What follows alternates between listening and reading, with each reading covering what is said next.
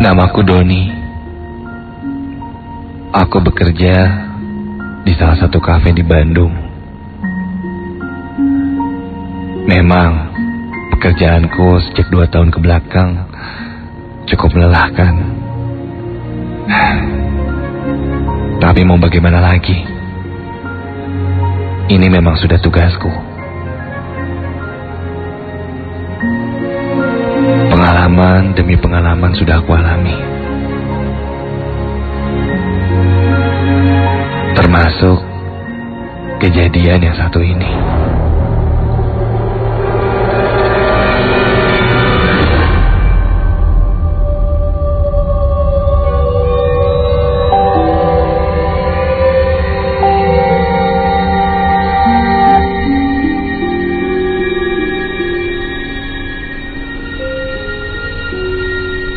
Kurang lebih 2 minggu ke belakang, aku mengalami ini semua.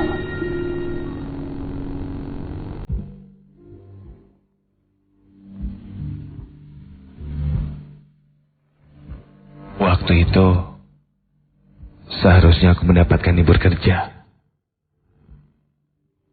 Namun apa boleh buat, nasib memang sedang tidak berpihak kepadaku. Salah satu teman kerjaku tidak bisa masuk karena sakit.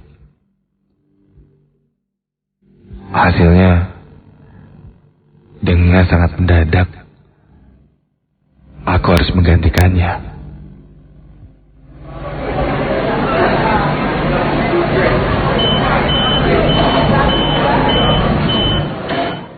Don, lu besok libur kan? Iya Pak, kebetulan besok saya libur. Emangnya kenapa Pak? Ini nih, tadi Briana telepon. Katanya dia nggak bisa masuk besok, soalnya papanya meninggal. Jadi besok kamu udah gantiin dia ya? Yaudah Pak, siap, besok saya yang gantiin. Oke.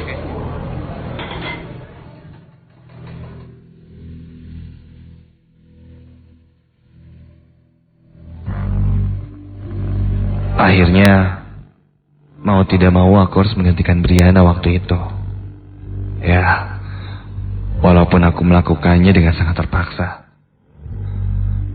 Waktu itu aku menggantikan Briana, temanku, di shift sore. Memang nasib ya. Ya sudahlah, akhirnya aku pun menjalaninya. Entah mengapa, saat itu suasana di restoran sedang ramai sekali. Hampir tidak ada waktu aku untuk beristirahat saat itu.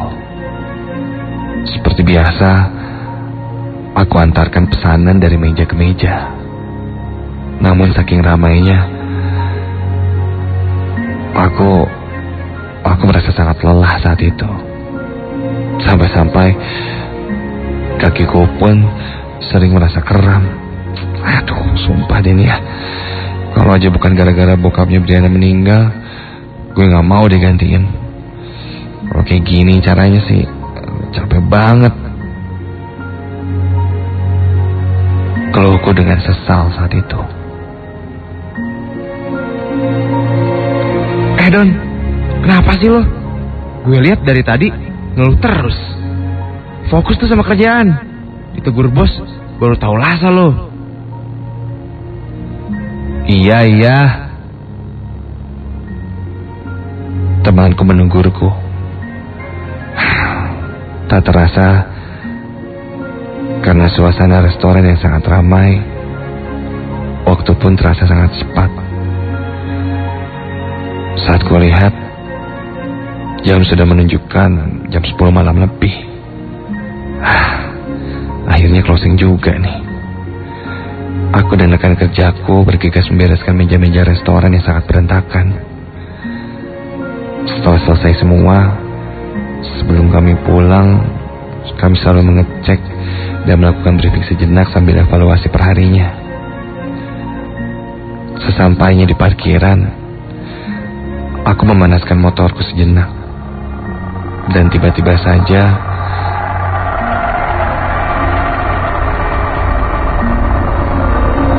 temanku Aris bertanya padaku.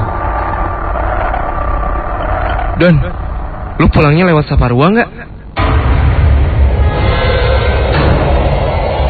Riz. Iya, gue lewat. Emangnya kenapa? Tumben lu nanya. Biasanya juga main balik aja lu. Lu gitu sih orangnya. Ditanya baik-baik malah ketawa. Yaudah deh bro, duluan. Hati-hati loh, banyak hantunya tuh di sana. Bye. Alah, nakut lo. Percaya aja sama yang gituan. Awas lo ya.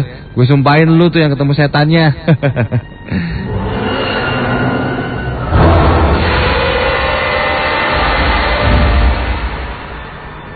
Aris pun pergi.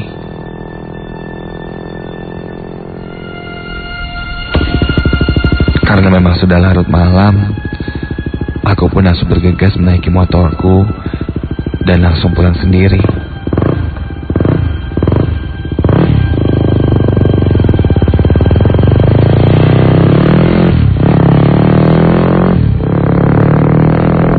Perjalanan ke rumahku bisa dihitung kurang lebih menghabiskan waktu 20 menit. Sesampainya di lampu merah jalan Riau, agar merasa tidak sangat kesepian, aku pun mengeluarkan handphoneku untuk memutarkan player musik. Ya, lumayanlah refresh pikiran.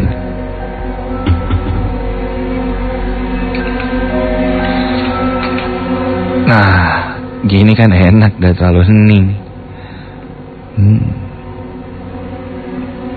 Aku pun melanjutkan perjalananku. Tak terasa, aku sudah sampai di Jalan Saparua.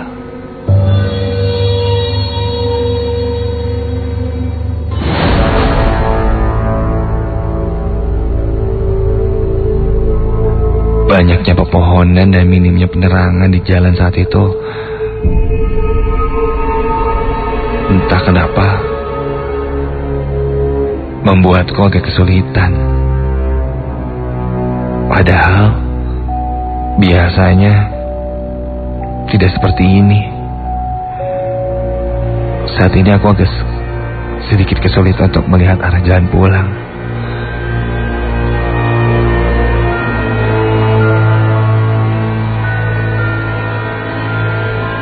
Entah kenapa saat itu banyak sekali kabut, membuatku menjadi sedikit takut.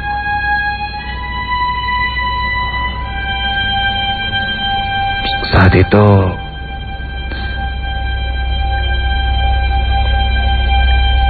ketika aku sedang asik mendengarkan musik,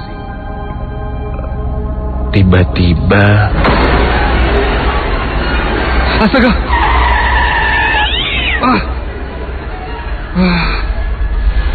Sial nih, geleng kucing. Aduh.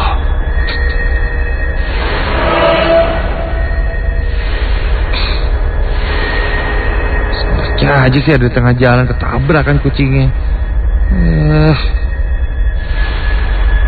Aku pun langsung turun dari motorku dan langsung bergegas memindahkan kucing itu ke sisi jalan.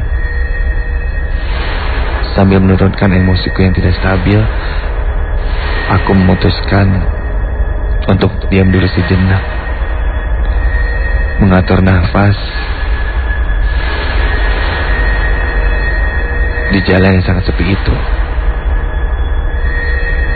Kulihat hanya 1-2 motor yang melintas. Selebihnya sangat sepi.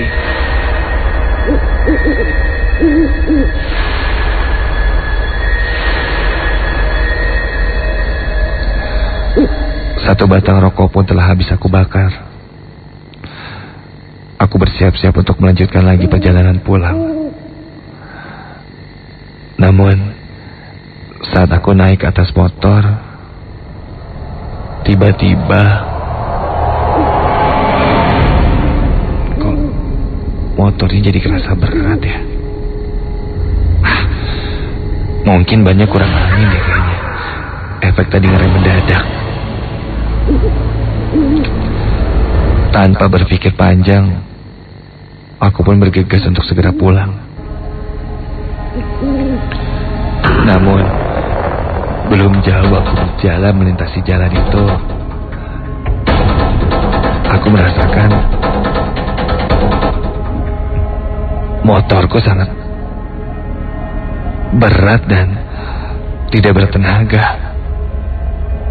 Lajunya menjadi sangat lambat.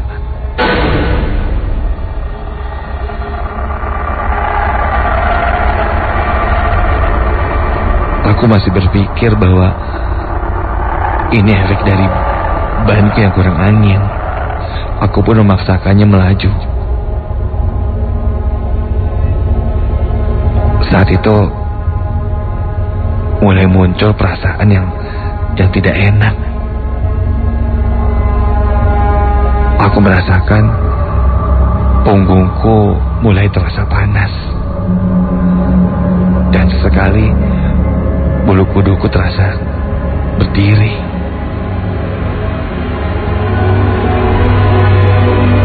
Dan ketika tidak sengaja, aku melihat ke arah spion kanan motorku. Astaga!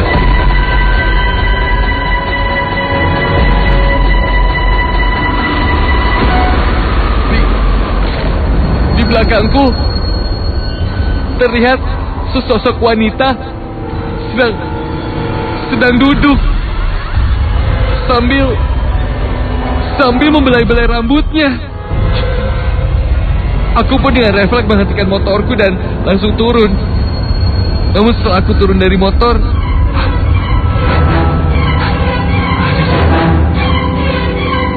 wanita itu tidak ada di belakang motorku. Mungkin ini perasaanku saja. Saat itu badanku mulai terasa gugup. Tangan dan kakiku terasa sangat gemetaran. Tanpa basa-basi aku pun langsung menaiki motorku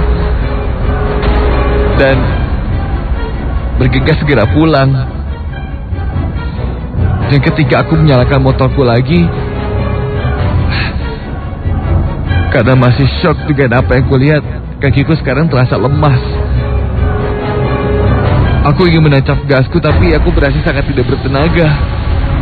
Sampai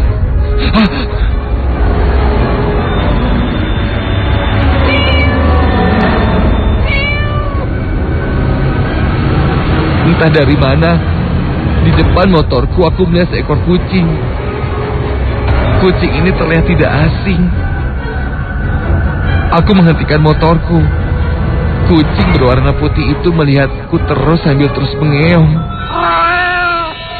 Dan tiba-tiba kucing itu terlihat membesar dan berubah menjadi sesosok seorang wanita. Itu sosok wanita yang tadi aku lihat di belakangku. Sekarang berada tepat di depan motorku. Rambutnya sangat panjang, berwarna hitam, dan badannya terbungkus kain putih. Wanita itu menyeringai kepada aku dengan wajahnya yang sangat rusak, berlumuran darah, dan menatapku dengan raut wajah yang sangat seram sambil membelai-belai rambutnya. Dan wanita itu tertawa cekikikan. Aku pun langsung menancap gas motorku saat itu. Dan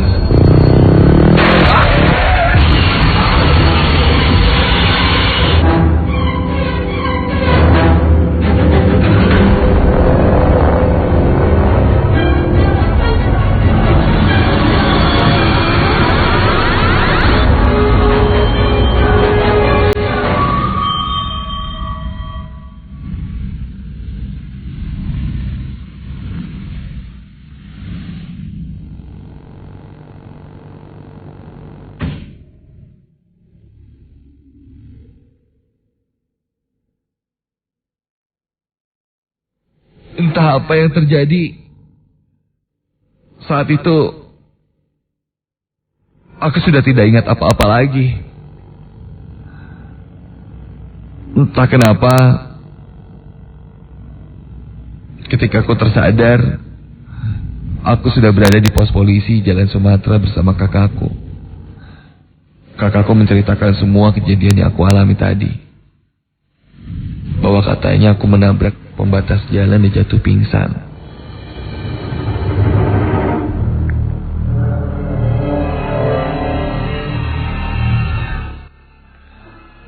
Dan lanjut, bapak polisi itu pun bilang kalau tidak lama juga terjadi kecelakaan yang menewaskan seorang wanita di sana. Lalu aku pun menceritakan apa yang aku alami. Beberapa orang menanggapiku seperti mengada-ngada, tapi kejadian itu benar-benar terjadi. Entah mungkin mitos dari jalan itu, atau mungkin korban kecelakaan yang baru beberapa lama itu terjadi, atau mitos menabrak kucing yang katanya akan sial. Yang pasti yang aku alami membuka mataku bahwa ada makhluk lain di sekitar kita. Dan mereka selalu berusaha untuk berkomunikasi dengan kita, menunjukkan bahwa mereka ada.